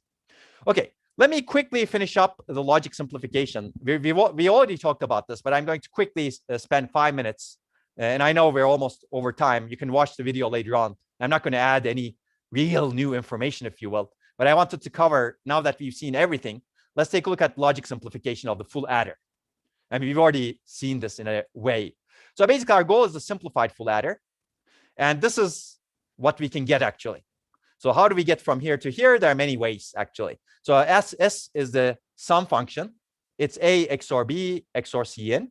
And C out is A and B plus A and C in plus B and C in. This is also called a majority function. Basically, at least 2 of A, B, and C in should be true for this to be true. It's also called majority logic, if you will. And clear, this is XOR. So we can simplify this truth table to this. How do we do it? Well, I think hopefully you've already seen it. But let me give you some more automation type of rules quickly. So the original Boolean expression may not be optimal, clearly. So this is one example that we just cooked up. Clearly, this is not optimal, right? The question is, can we reduce a given Boolean expression to an equivalent expression with fewer terms? Like this is f a plus b, right?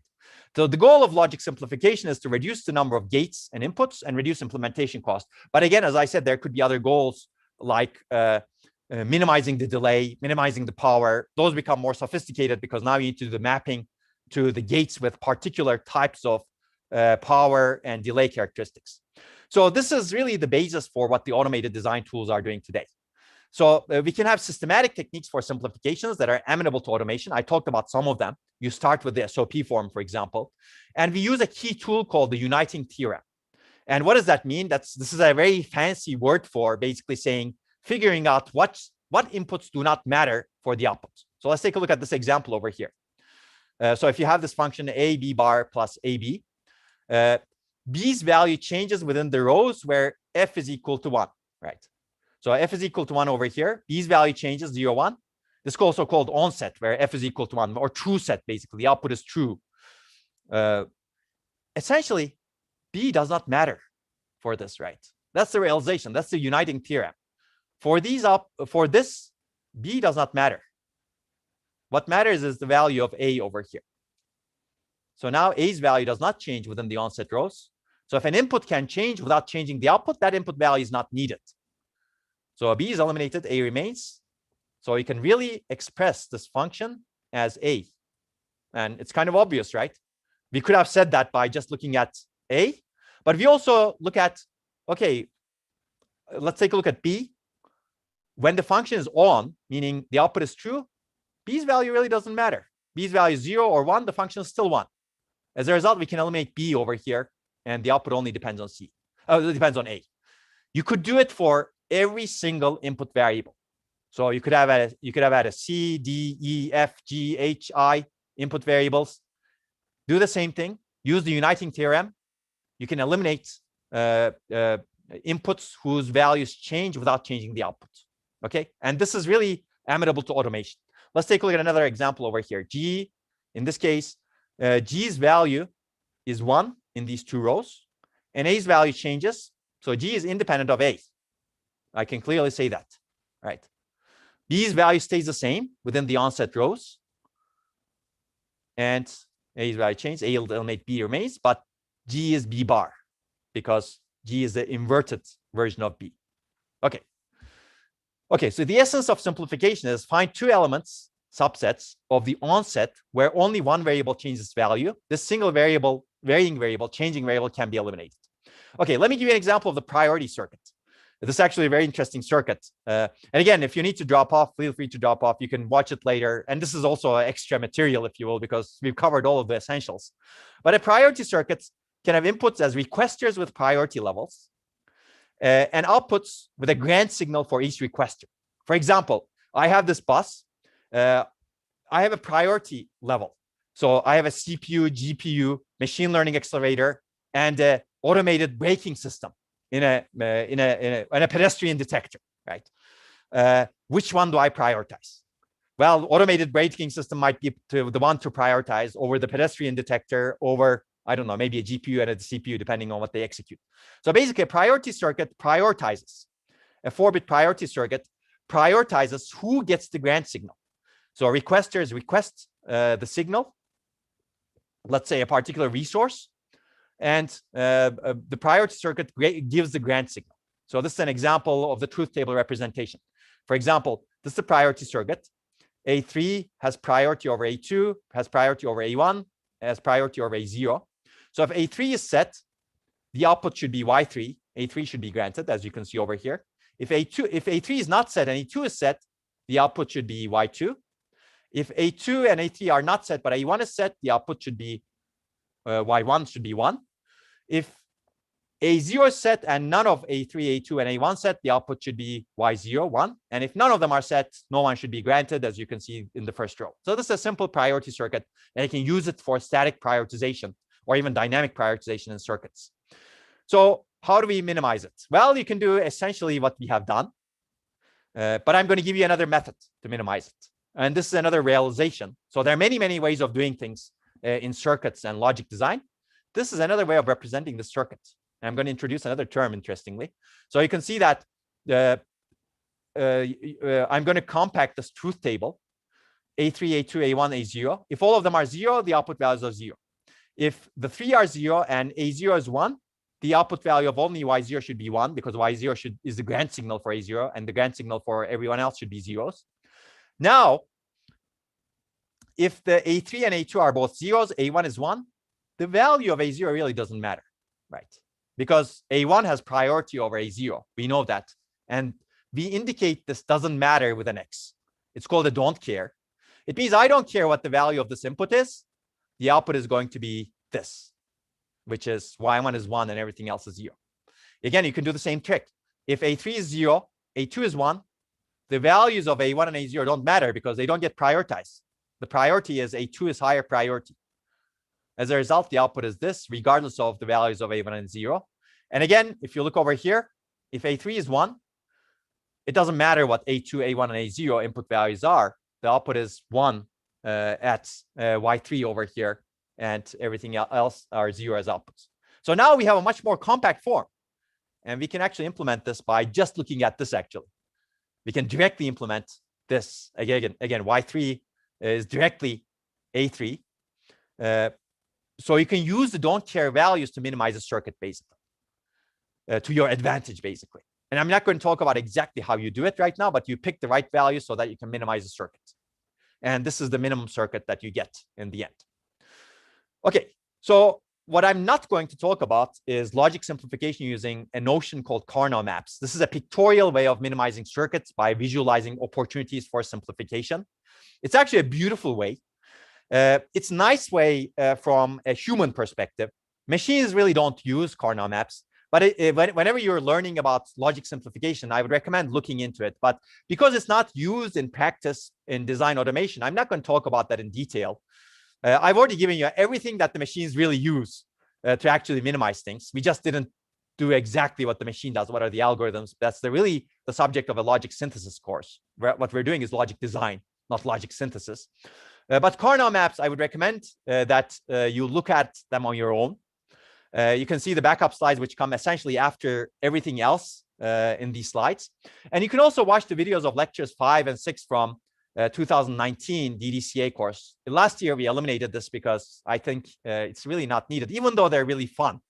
Basically, they enable you to figure out a minimal form of a function by pictorially representing the function and getting rid of some of the input combinations.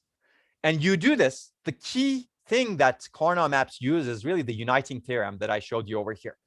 Basically, if the value of the output doesn't change, whenever you look at it pictorially in some way, if the value of an output doesn't change, but the input changes, you can eliminate that input. You just look at other inputs to dictate the function value. And that's the key idea in a Karnaugh map. And you do it by visualizing opportunities for simplification. And okay, so that's all I want to say actually about Karnaugh maps. The rest is really slides that talk about how to do this with Karnaugh maps. I'm not going to cover that, but I would recommend you take a look at it because it's fun, but we just don't have enough time. We cannot cover everything clearly in this course, but I recommend you take a look at it because it's really fun. And there are examples of 2-bit comparator, for example, how you actually express it and minimize it. Okay, this is where I will stop. Any questions at this point?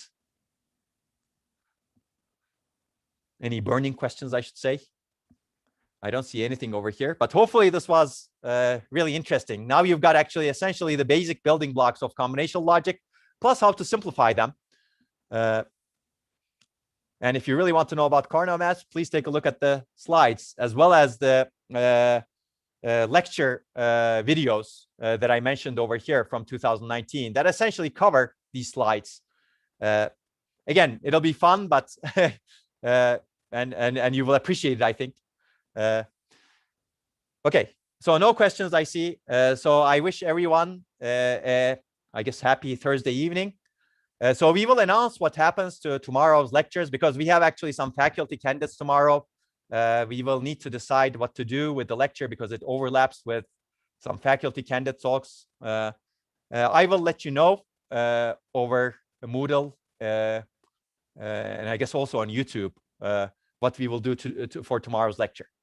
Until then, take care and have more fun with combinational circuits.